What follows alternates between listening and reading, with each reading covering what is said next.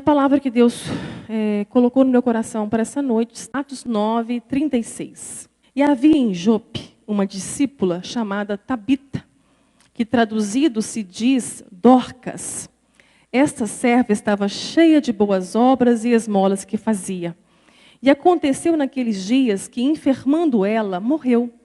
E tendo-a lavado, a depositaram no quarto alto. E como Lida era perto de Jope, ouvindo os discípulos que Pedro estava ali, lhe mandaram 2 varões, rogando-lhe que não se demorasse em vir ter com eles. E levantando-se Pedro, foi com eles.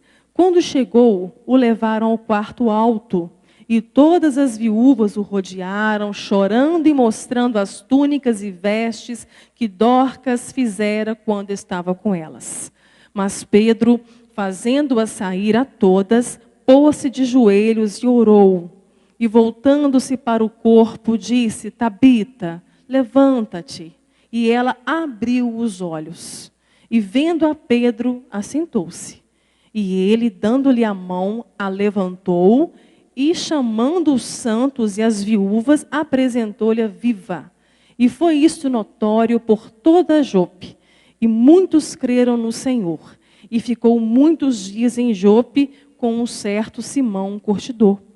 E Pedro estava visitando os irmãos. Quando ele chegou em Lida, havia o Enéas, lá um servo do Senhor, paralítico há 8 anos. Um servo de Deus. Não fala por que ele parou de andar. Talvez tenha um AVC, né, um derrame, um tumor no cérebro. Vai lá, né, que não tinha diagnóstico para nada. Né, a gente não sabe. Pedro chegou lá e falou com ele: Enéas, Jesus te dá saúde. Levanta e toma e arruma a tua cama. E todas as pessoas viram que Pedro estava sendo usado realmente por Jesus, naquilo que Jesus já havia feito. Então eles lembraram. E através desses sinais que iam acontecendo, mais pessoas iam crendo que realmente Jesus Cristo era o Filho de Deus. E Pedro era um dos apóstolos escolhidos por ele. Então há um propósito dos milagres e operações de maravilhas terem acontecido. Tudo que Deus faz é com um propósito. Queridos, como eu já disse, Deus não precisa mostrar o poder que Ele tem. Ele não precisa disso. O necessário é que a glória dEle seja manifesta. Então, em alguns momentos, vai acontecer, sim, milagres. Vai acontecer maravilhas. Não para mostrar poder, mas para manifestar a glória dEle. Você está vivo para isso. Para manifestar a glória dEle. Aonde Ele te colocou. Aonde você está. Então, foi isso que Pedro fez, curando Enéas. Enéas, Jesus te dá saúde. Levanta. Só que em Jope, alguns quilômetros de Lida, havia uma mulher chamada Dorcas, ou Tabita, ou Dorcas em grego, que quer dizer gazela, uma corça. E nós já entendemos, né? Porque corça, ela anda sobre as suas alturas. É isso que a fé faz conosco, né? Nos faz andar mais alto, né? Ver aquilo que vê o impossível. E ela foi chamada então de Dorcas lá em Jope. E essa mulher, ela tinha um dom, era uma costureira. Com este dom ela fez milagres, através de uma linha e de uma agulha. Era o que ela sabia fazer. Provavelmente ela não era casada. Senão a Bíblia falaria que talvez ela fosse até viúva. Mas a palavra fala de uma mulher frustrada. Que ela é chamada, a única mulher na Bíblia chamada de discípula. Lucas, ao escrever o Atos, menciona essa mulher como discípula. Então não tem nenhuma característica de uma mulher infeliz, que fazia uma obra da mais simplicidade que se podia fazer. Aquela mulher manifestou a glória de Deus. Pedro tinha acabado de curar Enéas. Um dom que Deus deu para Pedro. Dons de curar, de operar sinais, maravilha. E tem tanta gente atrás disso, né? De poder, de curar, de fazer coisas que vão ser vistas. Não é isso que os apóstolos estavam preocupados. Eles sabiam que Jesus só ia fazer isso através da vida deles se fossem para o evangelho crescer. Porque assim que Enéas foi curado, muitos creram em Jesus. Aquela mulher não desejava outra coisa, além daquilo que ela tinha. E talvez você que está aqui hoje se sente às vezes tão pequenininha, porque você olha para um, tem dons disso, ou tem dons daquilo, ou faz uma coisa e faz outra, e você fala assim, meu Deus, eu quero fazer alguma coisa para o Senhor. Gente, vamos olhar para Dorcas. Aquela mulher, dentro daquele quartinho de costura dela, deve ter pregado o evangelho muito mais do que muitos pastores tenham conseguido pregar, através da linha e da agulha que Deus deu para aquela mulher.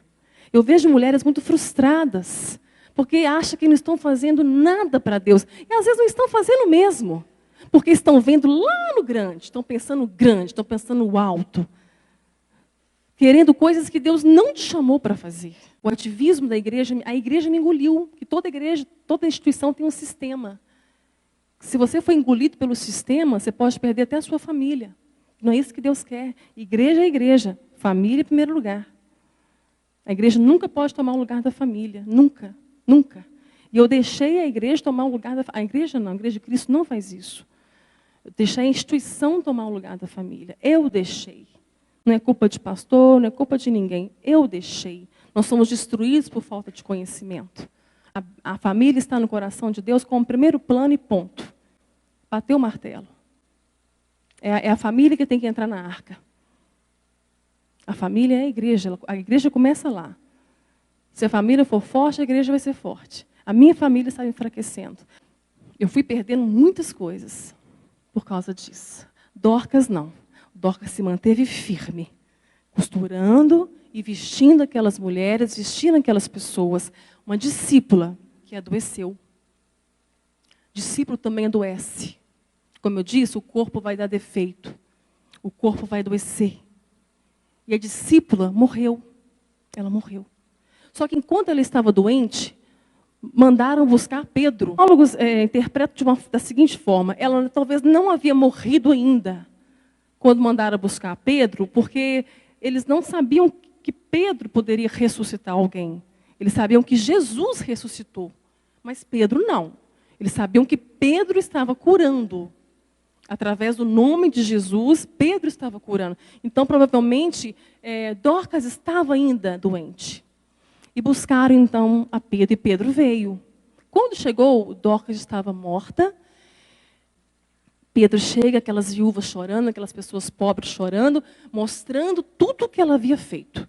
As túnicas, as vestes, estavam tudo nas mãos delas e elas chorando, como se aquela missão dela não tinha terminado, como se ela não pudesse ter morrido de jeito nenhum. E eu creio que realmente a missão dela não havia terminado, que era mais um propósito de Deus, usar aquela mulher. Pedro mandou todo mundo sair, aquela choradeira, e não eram carpideiras pagas não, para chorar não. Elas realmente, Dorcas deixou marcas profundas na vida daquela cidade, na vida daquelas mulheres. É isso que nós temos que nos perguntar. Nós temos deixado essas marcas aonde nós temos convivido? Será que depois de nós morrermos, alguém vai chegar com alguma coisa que a gente fez? Olha o que essa pessoa fez por mim ou fez para mim. Alguma marca eu vou deixar pelo menos nos meus filhos, ou no meu marido, ou nos meus pais, ou na minha família. Isso é muito sério, gente. A passagem pela nossa vida aqui, depois que você resolve a questão da sua salvação, onde você vai passar a vida eterna, essa é a questão mais importante, a próximo passo é a missão. Qual que é a sua missão? E Dorcas marcou aquelas mulheres, aquela mulher simples, que estava fazendo a obra do Senhor através daquela agulha e daquela linha, doando o tempo dela para os pobres, doando tudo o que ela sabia fazer. Então ela tinha marcas. E Pedro, então, subiu para o quarto alto. Ele quis ficar sozinho, porque ele não sabia qual era a vontade de Deus. Pedro, então, ajoelhou, orou.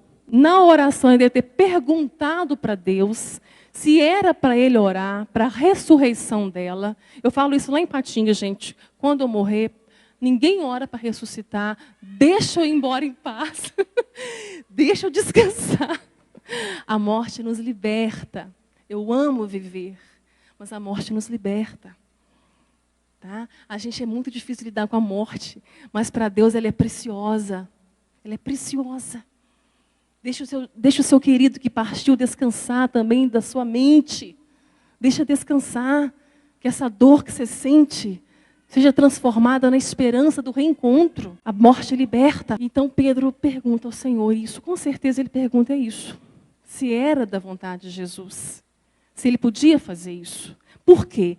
Ele viu Jesus a vida toda enquanto andou com ele. Jesus não fez nada sem perguntar para o Pai. Jesus não fez nada sem orar antes. Nós fazemos quase tudo, muitas vezes, sem orar. Né? Damos com um burro na água, trocamos as mãos pelo pés e só vamos orar depois que deu errado. E os discípulos, de tudo que eles viram Jesus fazendo, só uma coisa eles pediram: Mestre, ensina-nos a orar. Olha que coisa fantástica, a oração. Como ela nos aproxima de Deus. E ele fez isso. Senhor, é isso a tua vontade? Teu nome será glorificado se ela voltar a viver? Com certeza, o Espírito Santo deu para ele a resposta no coração dele. E ele então falou: Tabita, levanta. Só que antes dela levantar, ela abriu os olhos. Ela poderia ter levantado com o olho fechado, né? O que está acontecendo? Não, ela abriu os olhos. Isso aqui tem uma revelação maravilhosa.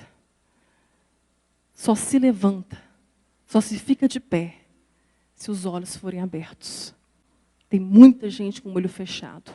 Agora eu quero concluir essa mensagem.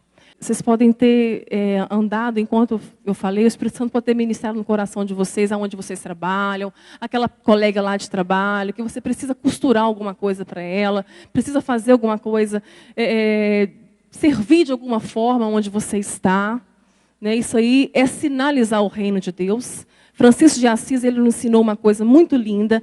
Pregue sempre o evangelho. Se necessário for, use as palavras. Vamos parar de querer ganhar as pessoas por palavra. Vamos começar a sinalizar o reino de Deus com atitude. A fé sem obra é morta. E a obra é resultado de uma fé verdadeira. E se eu faço as obras também sem uma fé verdadeira, a motivação com certeza não é por amor. É porque eu quero alguma coisa em troca. Ou eu quero ser visto por alguém, ou eu quero evoluir na reencarnação, ou eu não quero ir para o purgatório. Motivação para fazer obra só pode vir de uma fé. E a fé verdadeira, ela só pode vir da cruz. Só pode vir de um discípulo verdadeiro. E o discípulo verdadeiro só se resulta de um evangelho verdadeiro. Uma fé que resulta em obras, e as obras testificam da glória de Deus. Se eu sei fazer o bem e não faço, eu estou em pecado. E a minha fé é morta. É muito fácil ser crente na igreja. Difícil é fazer o que Dorcas fazia. Doava tudo o que ela tinha, o tempo dela, para ajudar aquelas pessoas pobres. Às vezes, quantos pobres de espírito, quantas pessoas estão pensando em suicídio, trabalhando conosco, estudando na mesma sala de aula. Quantas vidas destruídas. E nós temos a água, nós temos uma fonte de água viva. E a palavra de Deus fala que quem tem Jesus, rios de água viva fluirão dentro dele. Mas quantas pessoas, quantos de nós têm escondido a luz debaixo de uma cama? Em meio às trevas, nem sabe que é luz. A luz que não resplandece em meio às trevas. Queridos, nós estamos num deserto tão seco, que as pessoas estão tão secas de Jesus. Você só precisa chegar com isso aqui na mão. Elas vão ver que é água. Não precisa nem explicar, não. Elas sabem que é água, elas querem. Elas querem Jesus. Tem muita gente preocupando com poder, mas não sabe nem o que faz com ele, porque não manifesta a glória de Deus em nada. Tem pessoas que caem e falam que caiu para o poder, mas na hora que levanta, não manifesta a glória dele em lugar nenhum que vai. Nada acontece. Não é isso que Deus quer que a igreja dele manifeste.